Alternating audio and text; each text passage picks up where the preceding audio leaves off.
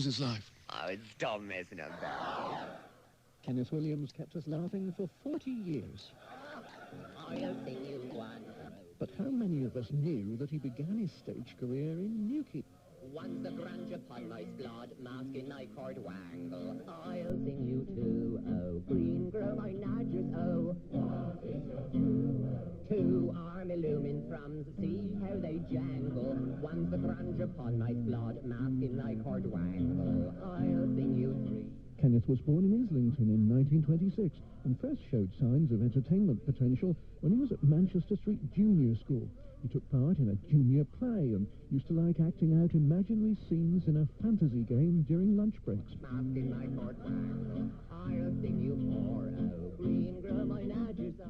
When war broke out, he joined the army, but according to Matthew Banks, this proved a frustrating time. In 1946, he tried to join CSE, Combined Services Entertainment. He failed the audition, but wouldn't give up. Go on, go on, John. Oh, all right then. They gave him a job designing posters for plays. It was a foot in the door of the entertainment's business. Following that, when he was demobbed in 1947, Stanley Baxter persuaded him to take up acting, and he applied to every repertory company in the country. And the one he joined in 1948 was at Newquay. At that time, Newquay had three theatres, which was Newquay Repertory Theatre, the Cosy Nook Theatre, and there was a new theatre out on Hember Road. He took digs in a flat at 7A Bank Street, above Jackers the Butcher, staying there with another young actor of the Rep, Peter Ashford Bailey. Their landlady was Mrs. Merrifield, and her daughter Betty Ashwood remembers how the two actors were treated as part of the family. Of course, my mother laid their meal up in the front room, and of course Ken, when he come in, brought it all out in the kitchen. He said he was at home and he was going to sit in the kitchen with everybody else. He was so nice, and he loved pasties. They did a pasty every day, my mother made it.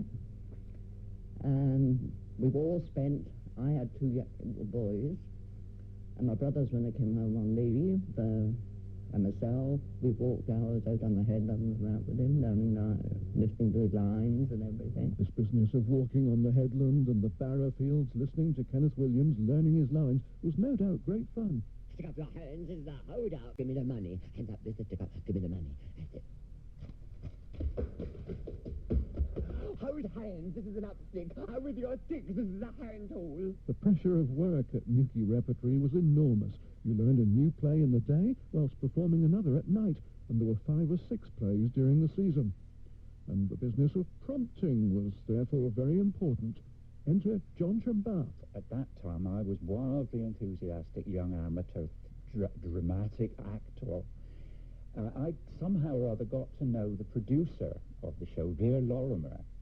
He ended up on television, I think. He was the producer of the Dixon of Dock Green series, so you know how far back we're going. Anyway, whenever the company was all in the play, I was so proud to do this. Anyway, one of the plays I was asked to prompt for was The Importance of Being Earnest. And Ken, of course, was in the play. And Ken used to, I forget what it was, but each actor had a sign which they gave the prompter if they felt that they were coming to the end of their tether and they wanted a prompt. They would either scratch their nose or pink their ear or do something. And I forget what Ken's was, but I'm sure it was rather rude. And if you missed this, he got infuriated, of course. And if you gave a prompt when he hadn't done it, it was even worse. And I think I prompted for this 1 week, and after that, I was never asked again because I must have given a prompt to the wrong place.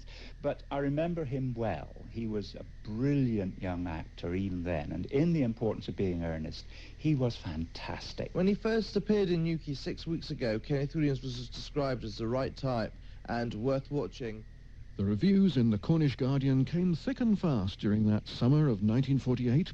At 22, he is one of the youngest members of the company, yet he has played many different roles varying in age from 12 to 70 with complete success. Both youth and experience were outstanding in Monday's production, but in the person of Kenneth Williams, youth stole the show. The Newquay Repertory players combined professionals like Kenneth Williams with local amateurs from Newquay Dramatic Society. One of these was the late Mrs. Phyllis Wolfe. On this particular play, which was called Jupiter Laughs by A.J. Cronin, I was asked to take the part of Martha Foster, who was wife of a patient at Hopewell Towers, which was a hospital.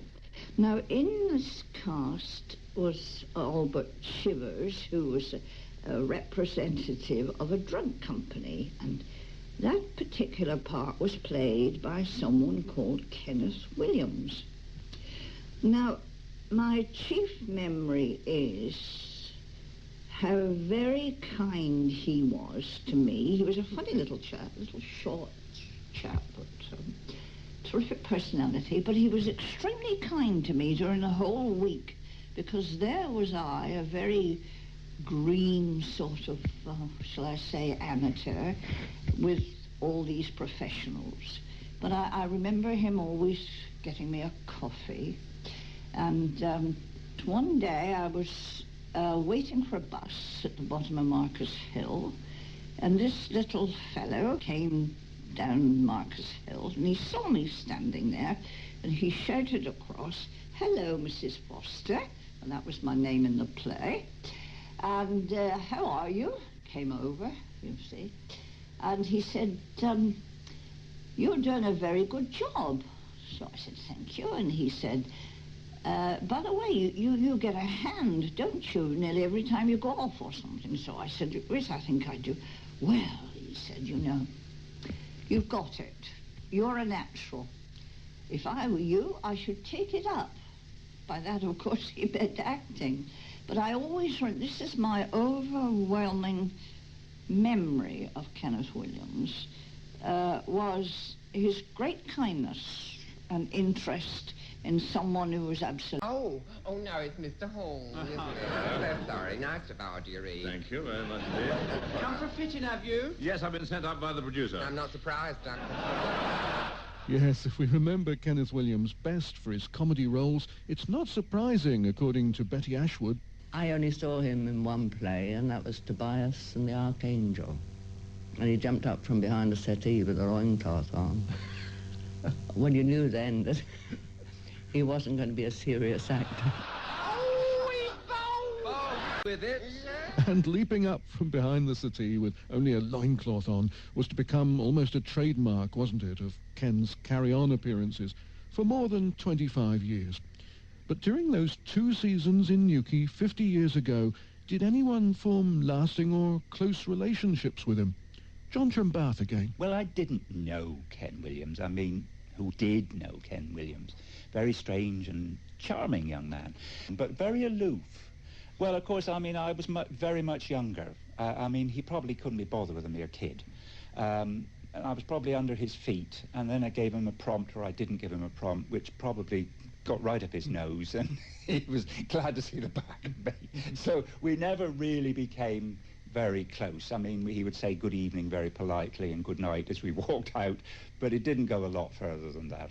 I think in later years, he was ashamed of what he was. He would never have married. But as being in our house, it was an uproar every time he came in. Hello, anybody? Yes, you see, look, it's crocheted on our smocks. When the laughs came, they were a natural laugh.